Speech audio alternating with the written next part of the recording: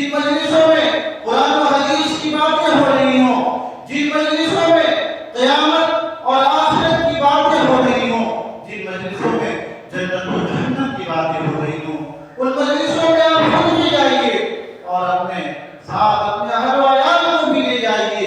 یہ مجلسیں کبھی بھی آپ کو، آپ کے دل کو اپنے دین اور آخرت کے معاملے میں غافل نہیں ہونے دیں گے۔ اللہ کے رسول صلی اللہ علیہ وسلم نے فرمایا اذا مررتم بریاض الجنة فارتعوا، کہ لوگوں اگر تمہارا گزر جنت کے کیاریوں سے ہو تو تھوڑا سا چل لیا کرو۔ صحابہ کرام نے کہ اللہ کے رسول صلی اللہ علیہ وسلم جنت کی کیاریوں سے کیا مراد ہے؟ اللہ کے رسول صلی اللہ علیہ وسلم نے فرمایا حلق الذکر، جن مجلسوں میں اللہ کا ذکر ہو رہا ہو، جن مجلسوں میں وَنَعُوذُ بِاللَّهِ مِن شُرُورِ أَنفُسِنَا وَمِن سَيِّئَاتِ أَعْمَالِنَا مَن يَهْدِهِ اللَّهُ فَلَا مُضِلَّ لَهُ وَمَن يُضْلِلْهُ فَلَا هَادِيَ لَهُ وَنَشْهَدُ أَن لَّا إِلَٰهَ إِلَّا اللَّهُ وَحْدَهُ لَا شَرِيكَ لَهُ وَنَشْهَدُ أَنَّ مُحَمَّدًا عَبْدُهُ وَرَسُولُهُ أَمَّا بَعْدُ فَإِنَّ خَيْرَ الْحَدِيثِ كِتَابُ اللَّهِ وَخَيْرَ الْهَدْيِ هَدْيُ مُحَمَّدٍ صَلَّى اللَّهُ عَلَيْهِ وَسَلَّمَ وَشَرَّ الْأُمُورِ مُحْدَثَاتُهَا وَكُلُّ مُحْدَثَةٍ بِدْعَةٌ وَكُلُّ بِدْعَةٍ ضَلَالَةٌ وَكُلُّ ضَلَالَةٍ فِي النَّارِ۔ فَأَعُوذُ بِاللَّهِ السَّمِيعِ الْعَلِيمِ مِنَ الشَّيْطَانِ الرَّجِيمِ بِسْمِ اللَّهِ الرَّحْمَنِ الرَّحِيمِ يَا أَيُّهَا الَّذِينَ آمَنُوا اتَّقُوا اللَّهَ حَقَّ تُقَاتِهِ وَلَا تَمُوتُنَّ إِلَّا وَأَنتُم مُّسْلِمُونَ۔ يَا أَيُّهَا النَّاسُ اتَّقُوا رَبَّكُمُ الَّذِي خَلَقَكُم مِّن نَّفْسٍ وَاحِدَةٍ وَخَلَقَ مِنْهَا زَوْجَهَا وَبَثَّ مِنْهُمَا رِجَالًا كَثِيرًا وَنِسَاءً، وَاتَّقُوا اللَّهَ الَّذِي تَسَاءَلُونَ بِهِ وَالْأَرْحَامَ إِنَّ اللَّهَ كَانَ عَلَيْكُمْ رَقِيبًا۔ يَا أَيُّهَا الَّذِينَ آمَنُوا اتَّقُوا اللَّهَ وَقُولُوا قَوْلًا سَدِيدًا يُصْلِحْ لَكُمْ أَعْمَالَكُمْ وَيَغْفِرْ لَكُمْ ذُنُوبَكُمْ وَمَن يُطِعِ اللَّهَ وَرَسُولَهُ فَقَدْ فَازَ فَوْزًا عَظِيمًا۔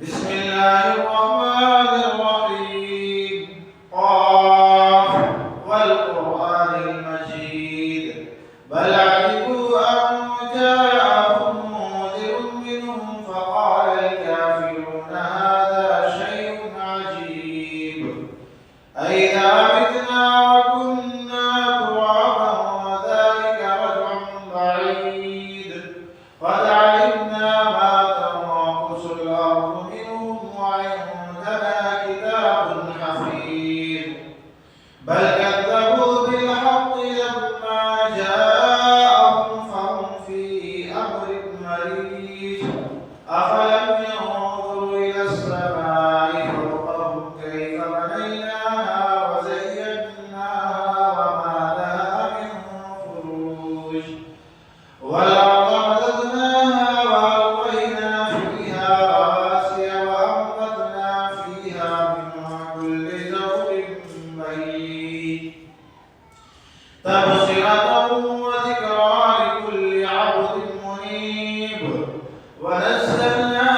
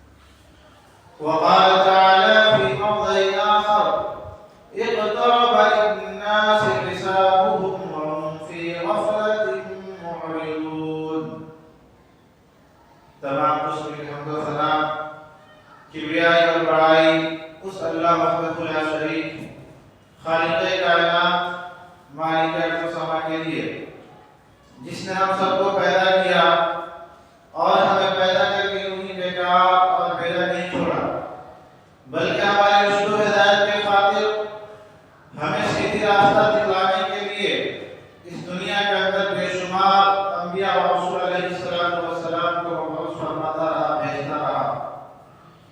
درود و سلام ناصر و تمام انبیاء علیہ السلام پر، خصوصاً ہمارے آخری پیغمبر آخری رسول جناب محمد رسول اللہ صلی اللہ علیہ وسلم پر۔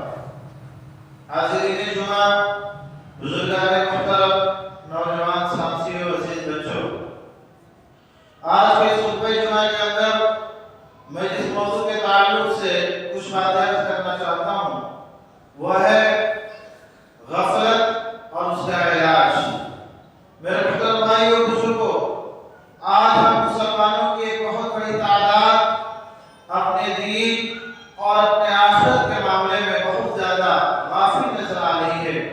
اس کے اسباب کیا ہیں، اس کے وجوہات کیا ہیں، اور وہ کون سی چیز ہے جس کو اگر ہم اپنا لیں، جس کو اگر ہم اختیار کر لیں تو اس غفلت کی بیماری سے، جو بیماری قوموں کی ہلاکت و بربادی کا ذریعہ اور سبب ہے، اس بیماری سے ہم اپنے آپ کو نجات دلا سکتے ہیں۔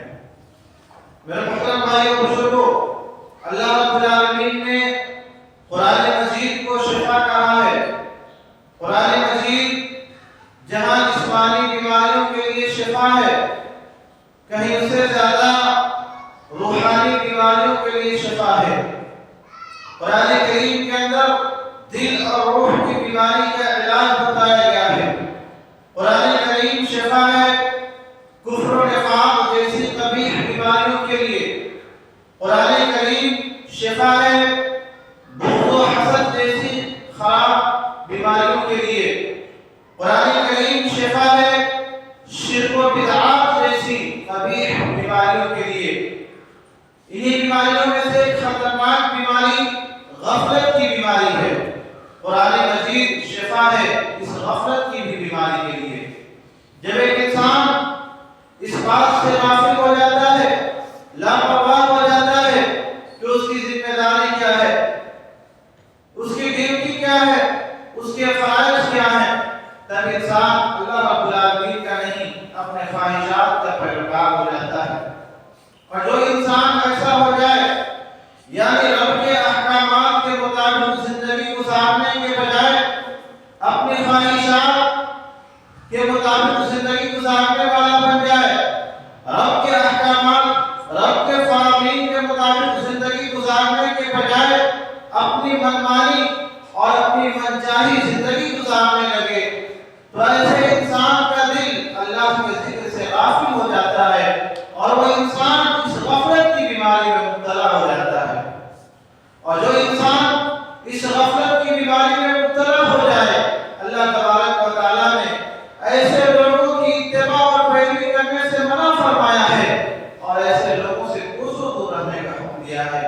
اللہ تبارک و تعالیٰ نے قرآن مجید کے اندر فرمایا وَلَا تُطِعْ مَنْ أَغْفَلْنَا قَلْبَهُ عَنْ ذِكْرِنَا وَاتَّبَعَ هَوَاهُ وَكَانَ أَمْرُهُ فُرُطًا۔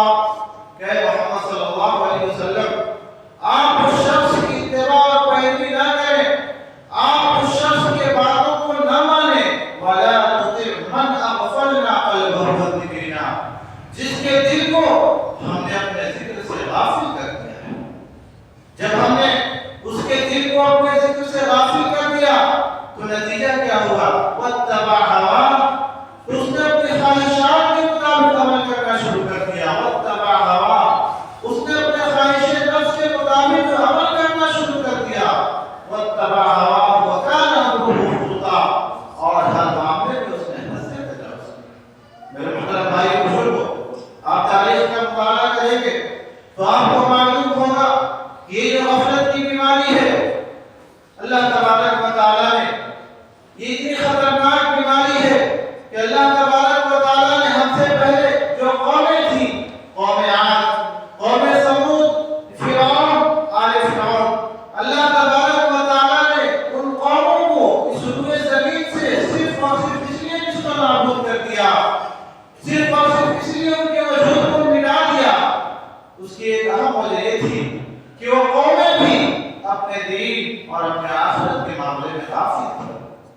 اللہ تبارک و تعالیٰ نے فرعون اور آل فرعون کا تذکرہ کرتے ہوئے فرمایا فانتقمنا منهم وأغرقناهم في اليم بأنهم كذبوا بآياتنا وكانوا عنها غافلين کہ ہم نے فرعون سے اور آل فرعون سے انتقام لیا، بدلہ لیا۔ کیا بدلہ لیا؟ فانتقمنا منهم وأغرقناهم في اليم، ہم نے ان کو سمندر کے اندر غرق کر دیا، ڈبو دیا۔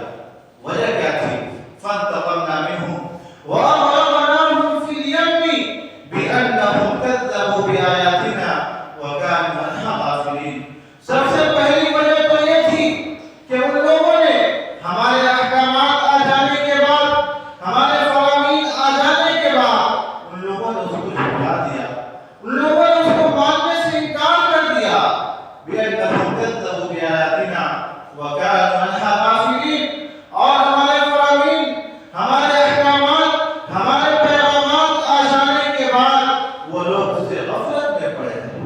میرے محترم بھائی بزرگوں، نوجوان ساتھیوں، قرآن کریم کی اس آیت کریمہ پر آپ غور کریں تو آپ کو پتہ چلے گا کہ اللہ تبارک و تعالیٰ نے ان قوموں کو جو ہلاک و برباد کر دیا، اس کی ایک اہم وجہ یہ تھی کہ یہ قومیں بھی اپنے دین اور اپنے آخرت کے معاملے میں غافل تھیں۔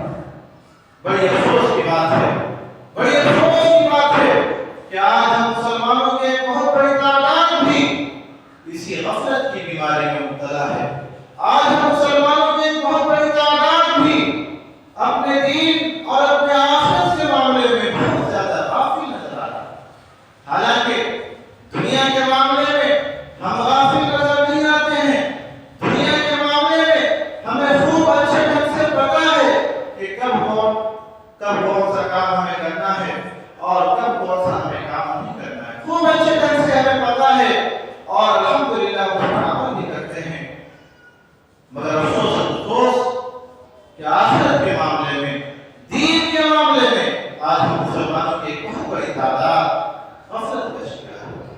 آپ دیکھیں دنیا میں ایک اسٹوڈنٹ، ایک طالب علم ہے، ایک پڑھنے والا انسان جس کا امتحان قریب ہوتا ہے، جس کا امتحان اس کے سر پہ ہوتا ہے، رات دن ایک کر کے محنت کرتا ہے، کوشش کرتا ہے۔ کیوں؟ اس کو پتا ہے امتحان قریب ہے، اگر آج ہم محنت نہیں کریں گے، اگر آج ہم کوشش نہیں کریں گے تو کل ہمارا رزلٹ اچھا نہیں آئے گا۔ اگر آج ہم غفلت میں پڑے رہے، آج اگر ہم نے محنت نہیں کیا تو کل جب رزلٹ آئے گا تو دنیا والوں کے سامنے کافی ذلت و رسوائی کا سامنا کرنا پڑے گا۔ یہ سوچ کر ایک انسان رات دن ایک کر کے محنت کرتا ہے، کوشش کرتا ہے۔ میرے محترم بھائی بزرگوں، اللہ تبارک و تعالیٰ ہم انسانوں کو مخاطب کر کے فرما رہا ہے کہ انسانوں تم کس قدر نادان ہو، تمہارے بھی حساب و کتاب کا وقت قریب آ گیا ہے۔ سب کو پتا ہے موت آ جائے گی، موت آ جائے گی، انسان کی سانسیں بند ہو جائیں گی، اور کب کس کی موت آ جائے کسی کو پتا نہیں ہے۔ انسان کی موت آ جائے گی، یہ دنیا اور یہ دنیا داری انسان کی یہی کہیں رکھی رہ جائے گی، اور کام جو آنے والی چیز ہے اس کا عمل صالح کام آنے والا ہے، لیکن پھر بھی انسان غفلت میں پڑا ہوا ہے۔ اللہ تبارک و تعالیٰ قرآن مجید کے اندر فرماتا ہے اقترب للناس حسابهم وهم في غفلة معرضون۔ اے لوگوں، تمہارے حساب و کتاب کا وقت قریب آ گیا ہے، لیکن پھر بھی تم غفلت میں پڑے۔ میرے محترم بھائی بزرگوں، اس غفلت کی بیماری سے ہمیں نکلنے کی ضرورت ہے۔ آپ دیکھیں دنیا میں ایک انسان ہوتا ہے، ایک کسان، کھیتی کرنے والا انسان جس کی روزی روٹی اس کے کھیتوں سے جڑی ہوتی ہے۔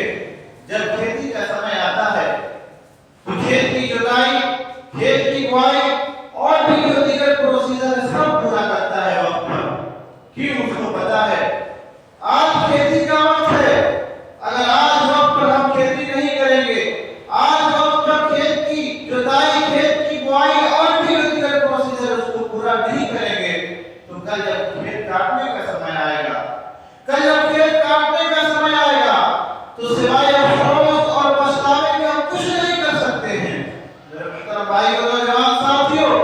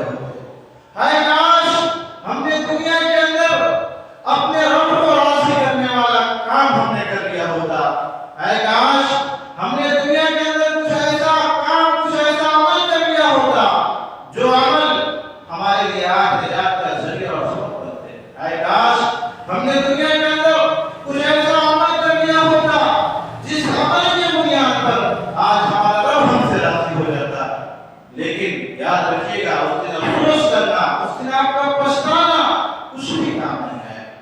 اس لیے میرے محترم بھائی بزرگوں، قبل اس کے کہ وہ وقت آئے، وقت کی آنے سے پہلے آپ آخرت کی تیاری کر لیجیے اور غفلت کی اس زندگی سے نکلیے اور اپنے دین اور اپنے آخرت کی فکر کیجیے۔ انشاءاللہ العزیز میں آپ کو بتاؤں گا اس موضوع کے تعلق سے کہ اس غفلت کی علامت کیا ہے، پہچان کیا ہے، کیسے پتہ چلے گا کہ ہم اور آپ بھی اس غفلت کی بیماری میں مبتلا ہو گئے ہیں۔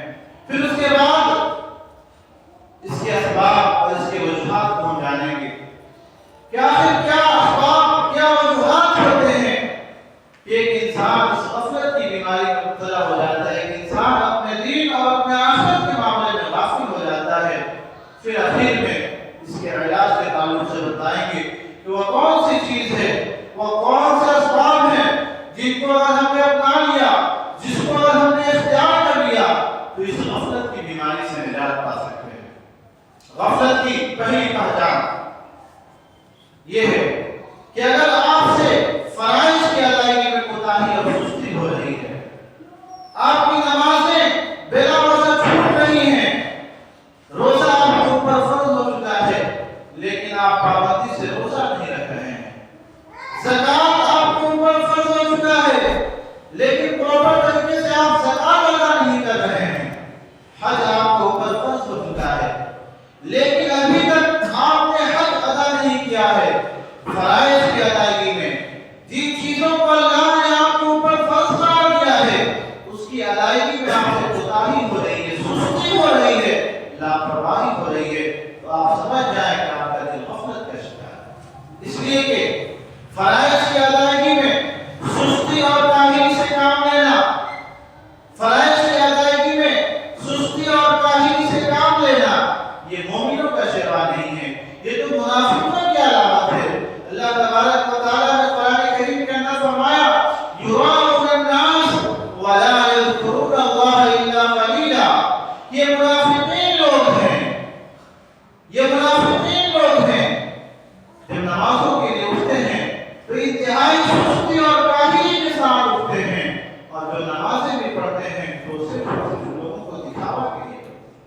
تو فرائض کی ادائیگی میں اگر سے سستی ہو رہی ہے، کوتاہی ہو رہی ہے، کمی ہو رہی ہے تو آپ سمجھ جائیں کہ آپ کا دل غفلت کا شکار ہے اور آپ اپنے دین اور اپنے آخرت کے معاملے میں غافل ہیں۔ غفلت کی دوسری علامت اور دوسری پہچان یہ ہے کہ اگر آپ کو اپنے گناہ اور نافرمانی کے کام معمولی لگ رہے ہیں، آپ گناہوں پر گناہ، نافرمانیوں پر نافرمانیاں آپ کرتے جا رہے ہیں اور آپ کو ایسا لگ رہا ہے کہ ہم نے کون سا بڑا گناہ کا کام کر دیا ہے، ہم نے کون سی بڑی نافرمانی کا کام کر دیا ہے، گناہ پر گناہ کر رہے ہیں اور آپ اپنے گناہوں کو، اپنے نافرمانی کے کاموں کو معمولی لے رہے ہیں، معمولی سمجھ رہے ہیں، ہلکے میں لے رہے ہیں۔ میرے محترم بھائی اور بزرگوں، ہمیں سمجھ لینا چاہیے کہ ہمارا دل غفلت کا شکار ہے، اس لیے کہ گناہوں کو معمولی سمجھنا، گناہوں کو ہلکے میں لینا ایک کسی مومن کا شیوا نہیں ہے، بلکہ ایک مومن کا شخص ہوتا ہے اپنے گناہوں کو، اپنی نافرمانیوں کو بڑا عظیم سمجھتا ہے۔ اللہ کے رسول صلی اللہ علیہ وسلم نے مثال کے ذریعے سے سمجھایا ان المؤمن یرا ذنوبہ کأنہ قاعد تحت جبل، ایک مومن شخص اپنے گناہوں کو اتنا عظیم سمجھتا ہے، اتنا بڑا سمجھتا ہے جیسے وہ کسی پہاڑ کے نیچے بیٹھا ہوا ہو اور وہ پہاڑ اس کے اوپر گر نہیں والا۔ اتنا خطرناک ایک مومن شخص جو ہوتا ہے اپنے گناہوں کو، اپنی چھوٹی چھوٹی نافرمانیوں کو اتنا عظیم سمجھتا ہے، اتنا بڑا سمجھتا ہے۔ اس کے بعد ایک فاسق و فاجر جو شخص ہوتا ہے، گنہگار شخص ہوتا ہے، وہ اپنے گناہوں کو بہت معمولی سمجھتا ہے۔ اللہ کے رسول صلی اللہ علیہ وسلم نے فرمایا وَإِنَّ الْفَاجِرَ يَرَى ذُنُوبَهُ كَالذُّبَابِ مَرَّ عَلَى أَنْفِهِ، ایک فاسق و فاجر شخص اپنے گناہوں کو اتنا معمولی سمجھتا ہے، اپنے گناہوں کو اتنے ہلکے میں لیتا ہے جیسے ناک پر بیٹھی ہوئی مکھی ہو، بس اس کو ہٹا دینا ہے۔ جتنا ناک پر بیٹھی ہوئی مکھی کو ہٹانا آسان ہے، اتنا ہی معمولی ایک نافرمان شخص اپنے گناہوں بھائی بزرگوں، تو یہ غفلت کی دوسری علامت ہے۔ اگر آپ اپنے گناہوں کو، اپنے نافرمانی کے کاموں کو ہلکے میں لے رہے ہیں، آپ گناہ پر گناہ، نافرمانیوں پر نافرمانی آپ کرتے جا رہے ہیں، اللہ کے حدود کو پامال کرتے جا رہے ہیں، اور آپ سمجھ رہے ہیں کہ ہم نے کون سا بڑا گناہ کا کام کر دیا ہے، کون سی بڑی ہم نے نافرمانی کا کام کر دیا ہے، اگر آپ کے دل میں ایسا خیالات پیدا ہو رہے ہیں تو آپ کو سمجھ لینا چاہیے کہ آپ اس غفلت کی بیماری میں مبتلا ہیں اور آپ اپنے دین اور اپنے آخرت کے معاملے میں غافل ہیں۔ غفلت کی تیسری علامت اور تیسری پہچان یہ ہے کہ گناہوں سے اگر آپ کا پیچھا نہیں چھوٹ رہا ہے، گناہ پر گناہ، نافرمانیوں پر نافرمانیاں آپ کرتے جا رہے ہیں، کبھی آپ کو اس پر افسوس نہیں ہو رہا ہے، کبھی ان گناہوں سے، ان نافرمانیوں سے توبہ و استغفار کرنے کی آپ کو توفیق نہیں مل رہی ہے، گناہ اور نافرمانی کے کام کرنے میں آپ لذت محسوس کر رہے ہیں، آپ کو مزہ آ رہا ہے، کبھی اس پر آپ کو افسوس نہیں ہو رہا ہے۔ میرے محترم بھائی بزرگوں، تو ہمیں سمجھ لینا چاہیے کہ ہمارا دل غفلت کا شکار ہے اور ہم آپ بھی اس غفلت کی بیماری میں مبتلا ہیں۔ یہ غفلت کی تین عظیم علامتیں ہیں۔ اگر اطاعت کے کاموں میں، فرائض کی ادائیگی میں اگر آپ سے سستی ہو رہی ہے، گناہ اور نافرمانی کے کام کو آپ ہلکے میں لے رہے ہیں، معمولی سمجھ رہے ہیں، گناہوں سے پیچھا نہیں چھوٹ رہا ہے، تو میرے محترم بھائی بزرگوں، نوجوان ساتھیوں، ہمیں سمجھ لینا چاہیے کہ ہمارا دل غفلت کا شکار ہے اور ہم اور آپ کو اپنے دین اور اپنے آخرت کے معاملے میں غافل ہیں۔ ہماری حقیقت میں کیا ہے ایک انسان اس غفلت کی بیماری میں جو قوموں کی ہلاکت و بربادی کا ذریعہ اور سبب ہے، جس بیماری کی وجہ سے اللہ تبارک و تعالیٰ نے ہم سے پہلی جو قومیں تھیں ان قوموں کو ہلاک و برباد کر دیا، آخر ایک مسلمان، ایک انسان اس غفلت کی بیماری میں مبتلا کیوں ہو جاتا ہے؟ اس کے اسباب کیا ہیں، اس کے وجوہات کیا ہیں؟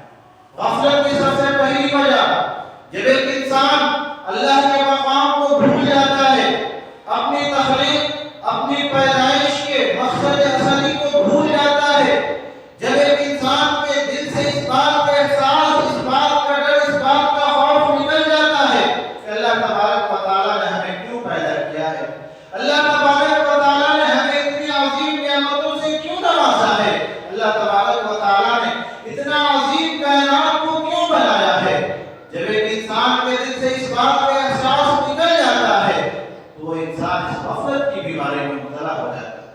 ورنہ جس انسان کو اس بات کا احساس ہو، جس انسان کے دل میں اس بات کا ڈر اور خوف ہو کہ اللہ تبارک و تعالیٰ نے ہمیں یوں ہی پیدا نہیں کیا ہے بلکہ ایک عظیم مقصد کے تحت پیدا کیا ہے، اور وہ مقصد کیا ہے؟ اللہ نے فرمایا الذی خلق الموت والحیات لیبلوکم ایکم احسن عملا، مقصد یہ ہے ہماری تخلیق کا، ہماری پیدائش کا، کہ اللہ تبارک و تعالیٰ دیکھے کہ ہم میں سے اچھا عمل کون کرتا ہے۔ جب ایک انسان کو اس بات کا احساس ہو کہ اللہ تبارک و تعالیٰ نے اس کائنات کو اور ہمیں ایک عظیم مقصد کے تحت پیدا کیا ہے، اور ایک دن ہمیں اس رب کے سامنے حاضر ہونا ہے اور اللہ کی دی ہوئی نعمتوں کے بارے میں ہم سے سوال کیا جائے گا اور ہمیں اس رب کو جواب دینا ہے، وہ انسان کبھی بھی اس غفلت کی بیماری میں مبتلا نہیں ہوگا۔ تو یہ ایک انسان غفلت کی بیماری میں مبتلا نہیں ہو جاتا ہے، اس کی پہلی وجہ یہ ہے کہ جب ایک انسان اللہ کے مقام کو بھول جاتا ہے اور اپنی پیدائش کے مقصد اصلی کو بھول جاتا ہے تو وہ انسان غفلت میں مبتلا ہو جاتا ہے۔ ایک انسان غفلت میں مبتلا کیوں ہو جاتا ہے؟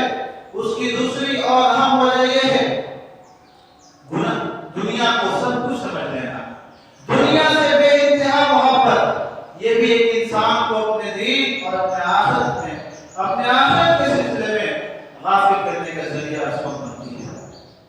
ہمیں دنیا میں رہنا بھی ہے، دنیا ہمیں کمانا بھی ہے، لیکن ایک لمٹ تک۔ اللہ تبارک و تعالیٰ دنیا اور اس کے اسباب کو حاصل کرنے سے منع نہیں فرماتا ہے، لیکن ایک انسان دنیا اور اس کے اسباب کو کمانے کے چکر میں اتنا منہمک ہو جائے، اتنا مگن ہو جائے کہ رب کے فرائض کو بھول جائے،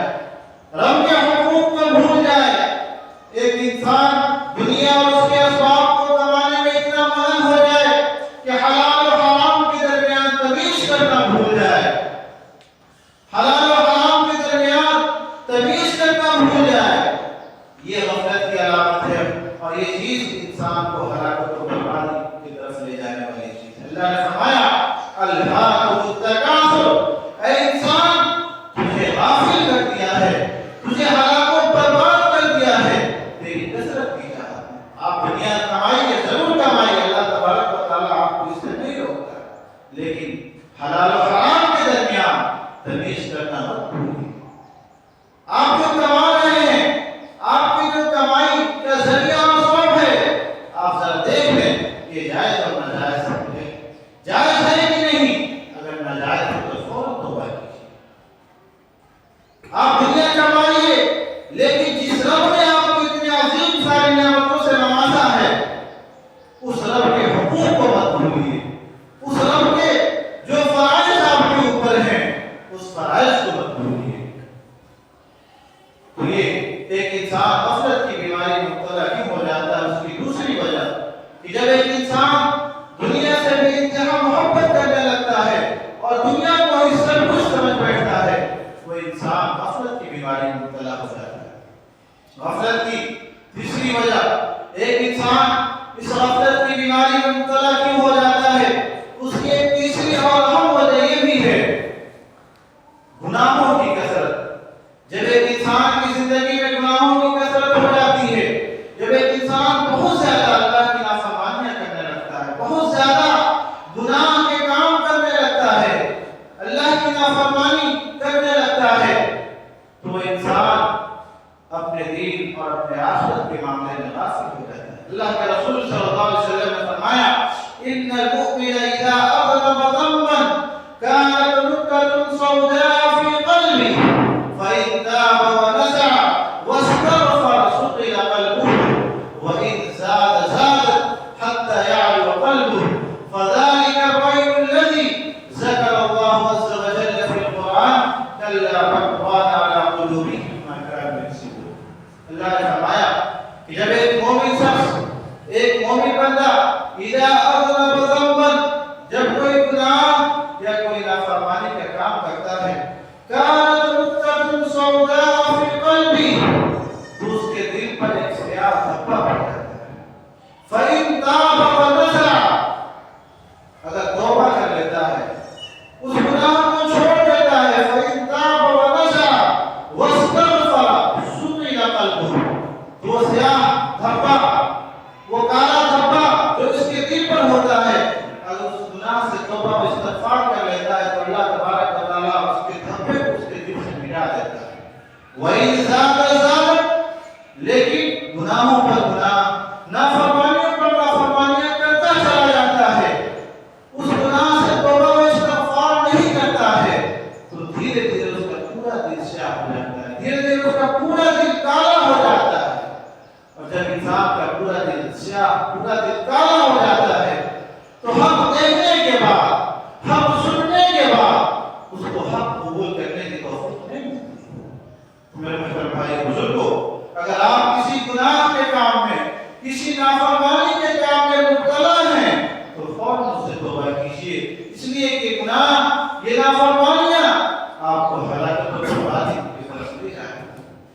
اسی طریقے سے ایک انسان غفلت کی بیماری میں مبتلا کیوں ہو جاتا ہے، اس کی ایک اہم وجہ یہ بھی ہے غلط سنگت۔ جب ایک انسان برے لوگوں کی سنگت میں پڑ جاتا ہے، اچھے لوگوں کی سنگت میں نہیں رہتا، اس کے دوست و احباب برے ہوتے ہیں اور ان کے ساتھ اس کا اٹھنا بیٹھنا ہوتا ہے، تو پھر وہ انسان بھی دھیرے دھیرے اپنے دین اور اپنے آخرت کے معاملے میں غافل ہوتا ہے۔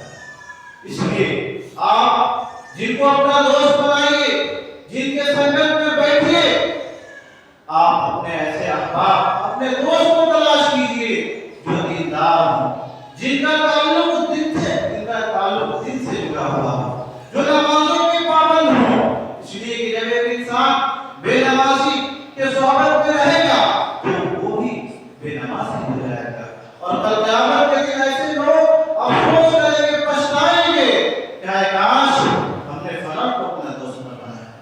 یوم یعض الظالم علی یدیہ یقول یا لیتنی اتخذت مع الرسول سبیلا یا ویلتى لیتنی لم اتخذ فلانا خلیلا لقد اضلنی عن الذکر بعد اذ جاءنی وکان الشیطان للانسان خذولا۔ قیامت کے دن انسان افسوس کرے گا، پچھتائے گا کہ اے کاش ہم نے فلاں کو اپنا دوست نہ بنایا، لیکن اس نے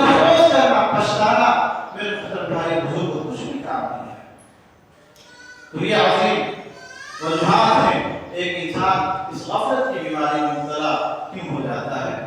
جب ایک انسان اللہ کے مقام کو بھول جاتا ہے، اپنی تخلیق، اپنی پیدائش کے مقصد اصلی کو بھول جاتا ہے اور دنیا کو ہی سب کچھ سمجھ بیٹھتا ہے اور گناہوں کی کثرت اس کی زندگی میں ہو جاتی ہے اور برے سنگت میں پڑ جاتا ہے، اس انسان کا دل اپنے دین اور اپنے آخرت کے معاملے میں غافل ہو جاتا ہے اور وہ انسان اس غفلت کی بیماری میں مبتلا ہو جاتا ہے۔ اب آئیے اس کا علاج ہم جانیں کہ وہ کون سی چیز ہے جس کو اگر ہم اپنا لیں، جس کو اگر ہم اختیار کر لیں تو اس غفلت کی بیماری سے نجات پا سکتے ہیں۔ سب سے پہلی چیز اللہ کا ذکر کثرت سے کیجیے۔ صبح اور شام کے جو اذکار ہیں ان کو خصوصی طور پر آپ پڑھنے کا اہتمام کیجیے۔ جو بھی آپ روزمرہ کی زندگی میں جو اذکار، جو دعائیں بتائے گئے ہیں، آپ ان کو پڑھنے کا اہتمام کیجیے۔ کھانا کھانے کی دعا، کھانا کھانے کے بعد کی دعا، آپ نبی صلی اللہ علیہ وسلم کی سیرت کو پڑھیے۔ زندگی کا کون سا ایسا موڑ ہے جس کے لیے اللہ کے رسول صلی اللہ علیہ وسلم نے ہمیں کوئی اذکار یا کوئی دعا نہ سکھلایا ہے؟ کھانا کھانے کی دعا، کھانا کھانے کے بعد کی دعا، سونے کی دعا، سو کر اٹھنے کی دعا، بیت الخلا جانے کی دعا، آئینہ دیکھنے کی دعا۔ زندگی کا کوئی ایسا موڑ نہیں ہے جس کے لیے اللہ کے رسول صلی اللہ علیہ وسلم نے ہمیں کوئی دعا یا کوئی اذکار نہ سکھلایا۔ اگر ایک مسلمان اپنے نبی کی بتائی ہوئی ان چھوٹی چھوٹی دعاؤں کو یاد کر لے تو ہمیشہ اس کی زبان اللہ رب العالمین کے ذکر سے تر رہے گی۔ ان اذکار کو آپ یاد کیجئے، ان کو پڑھنے کا اہتمام کیجئے۔ یہ ذکر الہی آپ کے دل کو کبھی بھی اپنے دین اور آپ کے آخرت کے معاملے میں غافل نہیں ہونے دے گا۔ اللہ تبارک و تعالیٰ نے قرآن مجید میں فرمایا وَاذْكُرْ رَبَّكَ فِي نَفْسِكَ تَضَرُّعًا وَخِيفَةً وَدُونَ الْجَهْرِ مِنَ الْقَوْلِ بِالْغُدُوِّ وَالْآصَالِ وَلَا تَكُن مِنَ الْغَافِلِينَ کہ لوگوں تم اپنے رب کا ذکر کرو خفیہ طور پر، ظاہری طور پر، صبح اور شام اپنے رب کا ذکر کرو۔ یہ ذکر الہی کبھی بھی تمہارے دل کو اپنے دین اور آخرت کے معاملے میں غافل نہیں ہونے دے۔ اسی طریقے سے آپ دینی مجلسوں میں جائیے، ان مجلسوں میں آپ جانے کا اہتمام کیجیے، خود بھی جائیے اور اپنے ساتھ اپنے بیوی بچوں کو بھی لے جائیے۔ جن مجلسوں میں اللہ اور اس کے رسول کی باتیں ہو رہی ہوں، جن مجلسوں میں قرآن و حدیث کی باتیں ہو رہی ہوں، جن مجلسوں میں قیامت اور آخرت کی باتیں ہو رہی ہوں، جن مجلسوں میں جنت و جہنم کی باتیں ہو رہی ہوں، ان مجلسوں میں آپ خود بھی جائیے اور اپنے ساتھ اپنے اہل و عیال کو بھی لے جائیے۔ یہ مجلسیں کبھی بھی آپ کو، آپ کے دل کو اپنے دین اور آخرت کے معاملے میں غافل نہیں ہونے دیں گے۔ اللہ کے رسول صلی اللہ علیہ وسلم نے فرمایا اذا مررتم بریاض الجنة فارتعوا کہ لوگوں اگر تمہارا گزر جنت کے کیاریوں سے ہو تو تھوڑا سا چل لیا کرو۔ صحابہ کرام نے کہ اللہ کے رسول صلی اللہ علیہ وسلم جنت کی کیاریوں سے کیا مراد ہے؟ اللہ کے رسول صلی اللہ علیہ وسلم نے فرمایا حلق الذکر، جن مجلسوں میں اللہ کا ذکر ہو رہا ہو، جن مجلسوں میں جنت و جہنم کی باتیں ہو رہی ہوں، آخرت کی باتیں ہو رہی ہوں، ان مجلسوں میں ضرور حصہ لیا کرو۔ تو آپ دینی مجلسوں میں آپ جانے کا اہتمام کریں، ان مجلسوں میں آپ ضرور جائیں جہاں اللہ اور اس کے رسول کی باتیں ہو رہی ہوں۔ یہ مجلسیں آپ کے دل کو کبھی بھی اپنے دین اور اپنے آخرت کے معاملے میں غافل نہیں ہونے دیں۔ اسی طریقے سے تیسرا کام جو آپ کو کرنا ہے اس غفلت کی بیماری سے نجات پانے کے لیے وہ یہ کہ قرآن مجید ہم سب کے گھروں میں رکھا ہوا ہے، بڑی عظیم کتاب ہے۔ اسی قرآن مجید کو پڑھ کر اللہ کے رسول صلی اللہ علیہ وسلم نمازوں میں رویا کرتے تھے۔ اسی قرآن مجید کو پڑھ کر صحابہ کرام نمازوں میں رویا کرتے تھے۔ بڑی عظیم کتاب ہے۔ اس کتاب کے اندر دلوں کی سختی کا علاج ہے۔ اس کتاب کے اندر دلوں کی غفلت کی جو بیماری ہے اس کا علاج ہے۔ اس قرآن کریم کو پڑھیے، اس کے معانی اور مفاہیم پر غور کیجیے۔ رب کا یہ پیغام ہے، اگر آپ نے اس پیغام کو نہیں پڑھا، نہیں سمجھا تو یہ بڑی افسوس کی چیز ہے آپ کے لیے۔ اس قرآن مجید کو پڑھیے۔ اللہ تبارک و تعالیٰ قرآن مجید کے اندر فرماتا ہے اللہ نزل احسن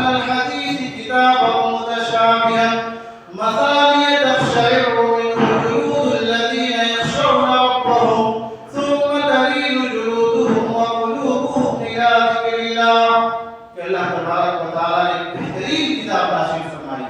اللہ نزل احسن الحدیث کتابا متشابہا مثانیہ، جس کے مضامین آپس میں ایک دوسرے سے ملتے جلتے ہیں، اور جو لوگ اس کتاب کو پڑھتے ہیں تخشعر منہ جلود الذین یخشون ربہم، جن کے دلوں میں اللہ کا ڈر ہوتا ہے، اللہ کا خوف ہوتا ہے، جب اس کتاب کو پڑھتے ہیں تو ان کے رونگٹے کھڑے ہو جاتے ہیں اور ان کا دل اللہ کے ذکر کی طرف مائل ہے. اس کتاب کو پڑھیے، اس قرآن کریم کو پڑھیے. یہ کتاب آپ کبھی بھی آپ کو اپنے دین اور آپ کو اپنے آخرت کے معاملے میں حاصل نہیں کرنے دے گی. چوتھا سب سے اہم کام یہ کرنا ہے، آپ قبرستان جائیے. آپ اپنی موت کو زیادہ سے زیادہ یاد کیجیے. آپ قبرستان جائیے مہینے میں ایک بار، اگر ممکن ہو سکے تو کم از کم ہفتے میں ایک بار ضرور قبرستان جائیے. قبروں کی زیارت کیجیے.